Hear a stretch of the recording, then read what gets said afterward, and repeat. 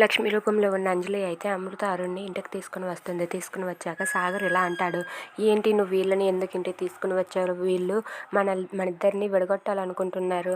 వీళ్ళు మన చెడు కోరేవాళ్ళు. వీళ్ళని ఇంటికి తీసుకుని ఎందుకు వచ్చావని చెప్పి సాగర్ లక్ష్మిని అడుగుతూ ఉంటాడు. ఆ మాటలకు లక్ష్మి అయితే, ఏం కాదండి, వాళ్ళు ఈ 2 రోజులే ఉంటారండి. 2 రోజులు పోయాక వాళ్ళే ఎక్కడో దారి చూసుకొని వెళ్ళిపోతారండి. 2 రోజులు బయట ఎలా ఉంటారండి, అందుకే ఇలా తీసుకువచ్చానండి అని చెప్పి అంటుంది. ఆ మాటలకు సాగర్ అయితే, సరే సరే 2 రోజులు పోయాక వెళ్ళకపోని అప్పుడు చెప్తానని చెప్పి వాళ్ళకు రూమ్ చూపించని చెప్పి అంటూ ఉంటాడు.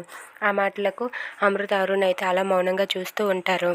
ఇక అంజలి అయితే సరేనండి అని చెప్పి, పదండి మీకు రూమ్ చూపిస్తానని చెప్పి అమృత అరుణ్ని ఇద్దరిని కూడా తీసుకుని వెళ్తుంది. మీరు ఇక్కడ ఎలాంటి మొగమాటాలు పడకండి, ఎలాంటి మొగమాటం పడకుండా ఇక్కడ ఉండండి, ఏం పర్వాలేదు, మీకు నేనున్నానని చెప్పి లక్ష్మి అమృత అరుణ్ని తీసుకుని వెళ్ళి రూమ్లో పెడుతుంది. ఇక వాళ్ళు రూమ్లోనికి వెళ్ళాక లక్ష్మి అయితే బయటకు వెళ్ళిపోయి మీరు ఇక్కడే ఉండొచ్చు అని చెప్పి అంటుంది. ఇక లక్ష్మి వెళ్ళిపోయాక అమృత అయితే వెళ్ళిపోయింది కదా అని చెప్పి డోర్ వేసేసి వాళ్ళ ఆయనతో ఇలా మాట్లాడుతూ ఉంటుంది.